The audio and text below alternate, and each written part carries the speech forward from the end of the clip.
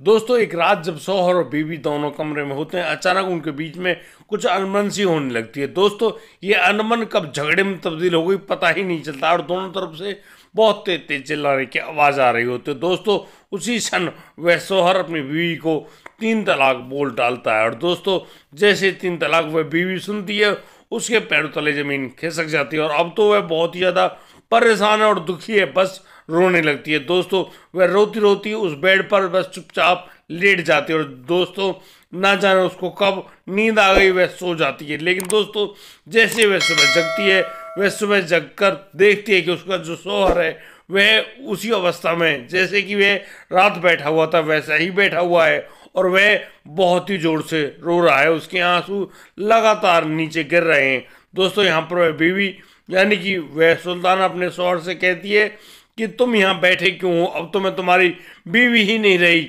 लेकिन तुम यहाँ पर बैठे क्यों हो। दोस्तों यहाँ पर वह जो शौहर है जिसकी हालत बहुत ही ज़्यादा ख़राब हो रही थी, रो रहा था, परेशान था, वह कहने लगता है अपनी बीवी सुल्ताना से मुझसे बहुत बड़ी गलती हो गई है, वह इस गलती को सुधार देगा। लेकिन दोस्तों यहाँ पर वह बीवी उससे कहती कि आप कैसे सुधार दोगे इस गलती को जब तुमने गलती करी इतनी बड़ी थी। लेकिन दोस्तों यहाँ पर वह शौहर कहता है कि सुल्ताना वह तुमको बिल्कुल भी नहीं खो सकता और दोस्तों ऐसा कहते हुए वह अचानक उस बिस्तर से खड़ा होता है और बस बाहर निकल जाता है। दरअसल वह कुछ और ही सोच रहा होता है। वह सीधा आगे बढ़कर पहुंचता है मौलवी साहब के पास और वहां से उस हलाला की पूरी प्रक्रिया को जानकर अब वापस लौट रहा होता है। वह शौहर अब लौटता है उस मौलवी के पास से और बस अपनी बीवी सुल्ताना को कुछ सुना रहा होता है। दोस्तों वह बता रहा होता है कि वह उसका हलाला उसके छोटे भाई से ही कराएगा। वह साहिल जिसकी उम्र करीब 15 साल है और बस कोई दिक्कत नहीं है, एक दिन में वह तुम्हें तलाक दे देगा और फिर तुम उससे दोबारा निकाह कर लेना। दोस्तों उसके बाद जब वह उस देवर से उस अपनी बीवी का हलाला करवाने वाला था, दोस्तों उसी रात होता है कुछ वाकई में भयानक कांड जिसे जानकर वह खुद जो बीवी है और वह शौहर भी देखते देखते दंग रह गया। आखिर क्या हुआ था उस रात आप ये जानकर बिल्कुल ही हैरान रह जाने वाले हैं। दोस्तों इस वीडियो की एक एक सेकंड को बड़े ही गौर से देखिएगा। दोस्तों आगे बढ़ने से पहले मैं आपको एक बात बताना चाहता हूँ, हमारी इस कहानी से किसी भी धर्म या समुदाय को कोई भी ठेस ना पहुंचे, इसलिए हमने इन कहानी के पात्रों के नाम बदल दिए हैं और दोस्तों हम बताना चाहते हैं कि यहाँ पर किसी भी पात्र का सही नाम नहीं लिया गया है जिससे किसी के दिल को कोई ठेस ना पहुंचे। नमस्कार, आदाब, सत श्री अकाल दोस्तों, स्वागत है आपका हमारे यूट्यूब चैनल किस्से क्राइम के। और दोस्तों आपसे वही प्यार भरी गुजारिश, आगे बढ़ने से पहले हमारे चैनल को सब्सक्राइब करना, नोटिफिकेशन बेल को दबाना बिल्कुल मत भूलिएगा। दोस्तों आज का बेहद ही हैरान कर देने वाला मामला सामने आया है आगरा उत्तर प्रदेश से। दोस्तों आगरा उत्तर प्रदेश में रहने वाला वह परिवार जिसमें नसीमुद्दीन अपनी बीवी के साथ बड़े ही खुशहाल माहौल में रहा करता है। दरअसल दोस्तों ये नसीमुद्दीन मजदूरी किया करता और दोस्तों उसी मजदूरी से अपने 5 बच्चों और अपनी बीवी और अपना पेट भरा करता है। दोस्तों यहाँ पर इस नसीमुद्दीन की बड़ी बेटी होती है सुल्ताना। सुल्ताना बहुत ही खूबसूरत, जिसकी उम्र हो चली थी करीब 20 साल। अब तो नसीमुद्दीन के दिमाग में सिर्फ एक ही चिंता का विषय होता था कि कैसे उसकी बेटी यानी कि सुल्ताना की शादी हो। यानी दोस्तों यहाँ पर वह उनके लिए एक अच्छा सा लड़का तलाश कर रहे होते हैं। अचानक यहाँ पर नसीमुद्दीन की बुआ एक लड़के के बारे में उसको बता रही होती है। दरअसल वह लड़का होता है सलीम। सलीम जिसकी उम्र करीब 32 साल होती है और वह अपने घर में अपनी माँ और अपने छोटे भाई के साथ रहता है। दरअसल उसके पिता की गंभीर बीमारी के चलते मौत हो गई तो वह अपने माँ और भाई का बड़े अच्छे ढंग से पेट भर रहा होता और बस इसी काम के चलते उसका निकाह नहीं हो पाया था। दोस्तों अब तो नसीमुद्दीन भागा भागा चला जाता है उस सलीम के पास और बस उसको अपने बेटी के शौहर के रूप में चुन लेता है। और दोस्तों यहाँ पर जहाँ उनका यह रिश्ता तय हुआ है, अब तो तय किए गए समय के अनुसार उन सुल्ताना और उस आदमी यानी कि उस लड़के सलीम का निकाह भी कर दिया जाता है। दोस्तों अब जहाँ सलीम एक और उस 20 साल की सुल्ताना जो कि बेहद खूबसूरत थी, उतनी खूबसूरत बीवी को पाकर बहुत ही ज़्यादा खुश था, वहीं सुल्ताना भी अपने शौहर को पाकर बहुत ही ज़्यादा खुश होती है। और दोस्तों जैसे तैसे उनका जीवन यापन चलने लगता है। यहाँ पर सुल्ताना अपनी सास का बहुत ही अच्छे ढंग से ख्याल रखती है, साथ ही साथ यहाँ उसका देवर जिसकी उम्र करीब 15 साल रही है उसका बहुत ही अच्छे से देखभाल किया करती है।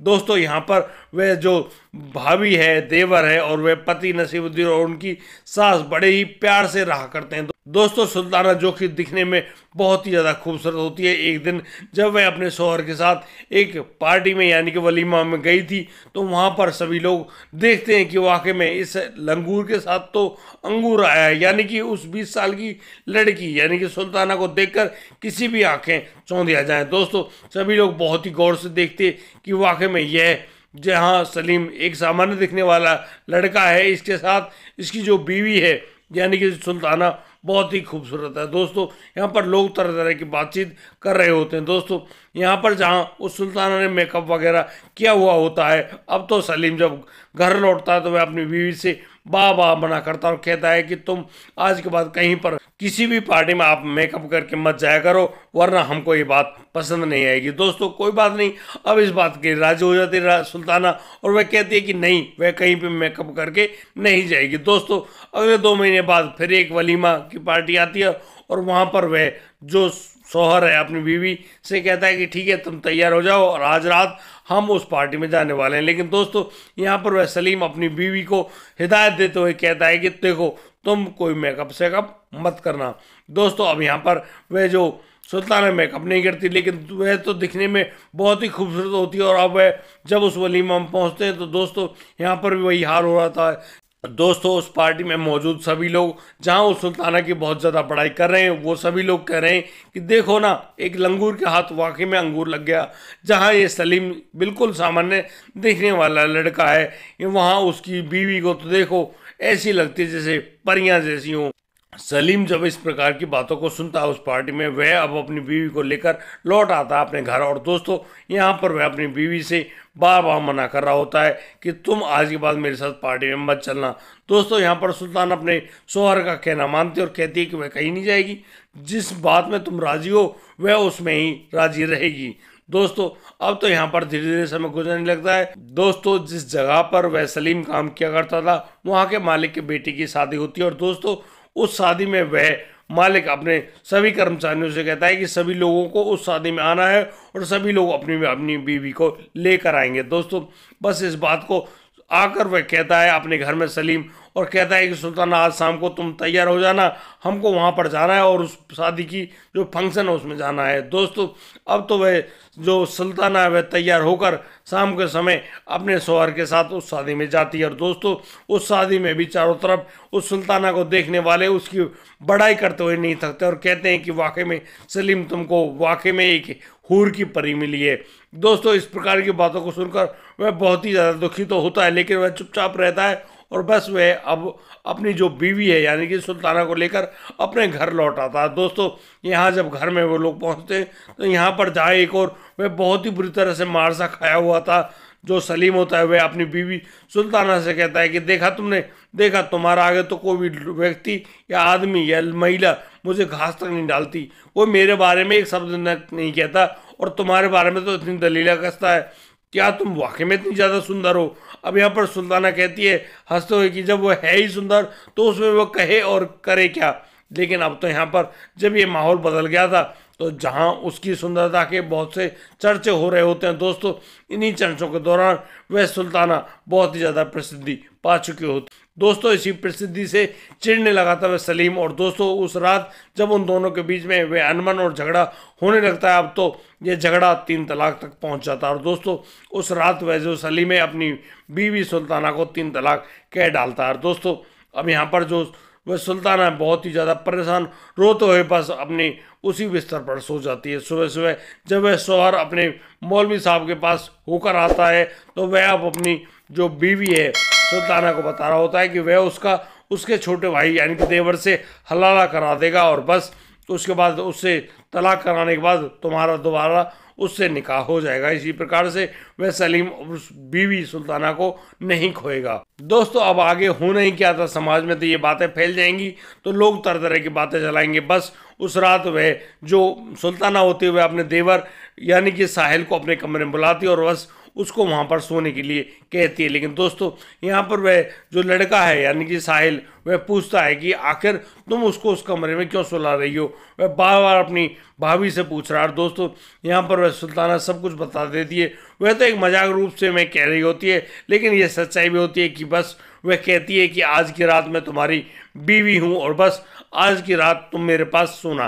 दोस्तों अब साहिल तो उस रात सो गया था उस बेड पर जाकर, और यहाँ पर वह जो सुल्ताना वह भी सो जाती है। लेकिन दोस्तों जैसे ही रात के 10 बजते हैं, अचानक वह लड़का साहिल खड़ा हो जाता है और बस वह अपनी भाभी के हाथ को पकड़ लेता है।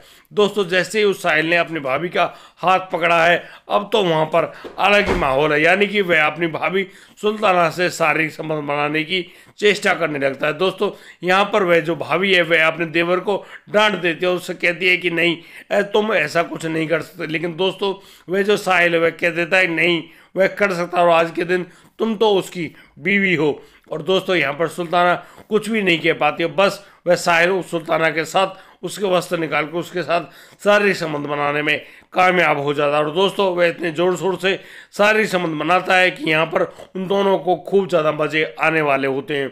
और दोस्तों खूब ज़्यादा मज़े करने के बाद अब तो साहिल वहाँ से हट जाता है, लेकिन उस रात वह 3-4 बार उस अपनी भाभी यानी कि सुल्ताना जो कि उसकी बीवी बन चुकी थी उसके साथ वह कांड कर बैठता है। दोस्तों अब यहाँ पर अगले दिन अब जब उसका बड़ा भाई सलीम उस साहिल से कहता है कि तुम अपनी भाभी को 3 तलाक दे डालो, तो यहाँ पर वह साहिल साफ मना कर देता है कि वह 3 तलाक नहीं देगा। और दोस्तों इसी प्रकार से अब तो साहिल अब अपनी भाभी यानी कि अपनी बीवी सुल्ताना के साथ करीब 15 दिन गुजार देता है। दोस्तों वह सलीम किसी से कुछ भी नहीं कह पाता है, लेकिन वह चुपी चुप मन ही मन में बहुत ज़्यादा कुड़ता है, क्योंकि उसकी माँ तो अपने मायके में गई हुई थी और करीब 10-15 दिन वह वहाँ पर रहकर आने वाली थी। दोस्तों जैसे उसकी माँ यहाँ पर वापस लौट कर आती है, तो अब वह जो सलीम है वह अपनी माँ के सामने रोता है और उसको बताता है कि सारी कहानी कि कैसे कैसे उसके भाई ने उसकी बीवी के साथ ऐसा कांड कर दिया।